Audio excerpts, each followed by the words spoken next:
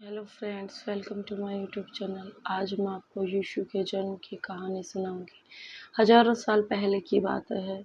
नजारेत नामक शहर में मरियम नाम की एक जवान महिला रहती थी। उन दिनों मरियम का यूसुफ नाम के एक आदमी से प्रेम था। एक रात जब मरियम सो रही थी तो ईश्वर उनके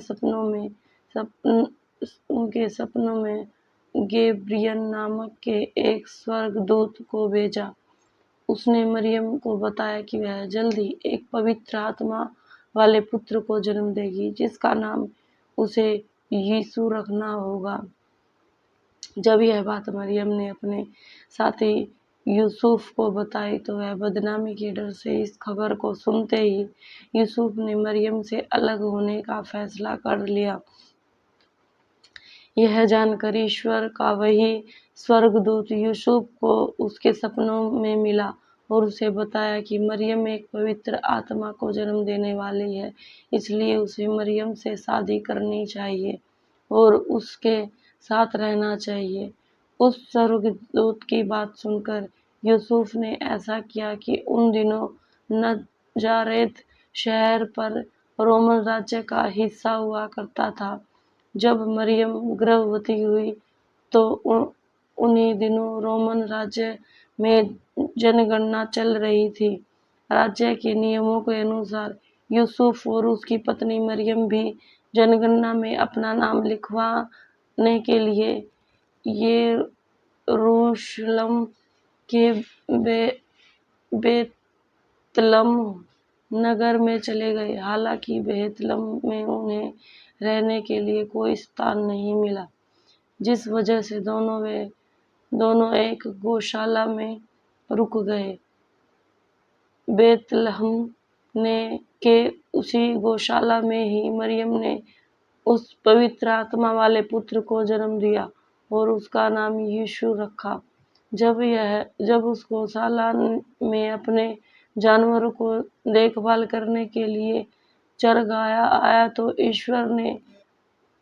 ईश्वर के दूतों ने उसे बताया कि उसका उद्धार करने वाला बेतलहम में आज पैदा हुआ है। पहले तो उसने इस बात पर यकीन नहीं किया, लेकिन जब उसने गौशाला में मरियम, यूसुफ और यीशु को देखा तो वह हैरान रह गया। वहीं यीशु के जन्म के समय आसमान में एक तेज चमकता हुआ सितारा भी दिखाई दिया था। उसे देखकर एक दूर के शहर में रहने वाले 3 ज्योतिषी ने यीशु के जन्म की खबर को समझाए गए थे। वो तीनों उस सितारे का पीछा करते हुए उस गौशाला तक आ गए थे। वहां पहुंचकर उन्होंने प्रभु यीशु को प्रणाम किया। उन्होंने यीशु के परिवार को उपहार दिया और यीशु की पूजा भी की। उन दिनों ज्योतिष को यह पता था कि उस राज्य का राजा अच्छा नहीं है। उसे जब इस बात का पता चलेगा तो वह यीशु को मार डालेंगे, इसलिए किसी ने भी राजा को यीशु के जन्म के बारे में नहीं बताया। कुछ दिनों बाद यीशु के सपने में एक परी आई, जिसने बताया कि राजा हेरोदेस यीशु को मारने की योजना बना रहे हैं, इसलिए वह अपनी पत्नी मरियम व पुत्र यीशु के साथ मिस्र चला गया। वहीं जब दुष्ट राजा हेरोदेस को यीशु को कोई जानकारी नहीं मिली तो उसने बेतलहम के सभी छोटे बच्चों को मारने का आदेश दे दिया। हालांकि इस दौरान उस दुष्ट राजा की मृत्यु हो गई। इसके बाद यीशु ने उसके परिवार के साथ मिस्र को छोड़ दिया और तीनों ने इजराइल की यात्रा की।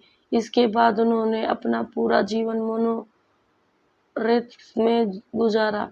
कहानी से सीख। ईसा मसीह की कहानी हमें यह सिखा देती है कि बुराई की कभी जीत नहीं होती। बुरे लोगों का विनाश करने के लिए ईश्वर हमेशा किसी न किसी रूप में धरती पर आते हैं। धन्यवाद।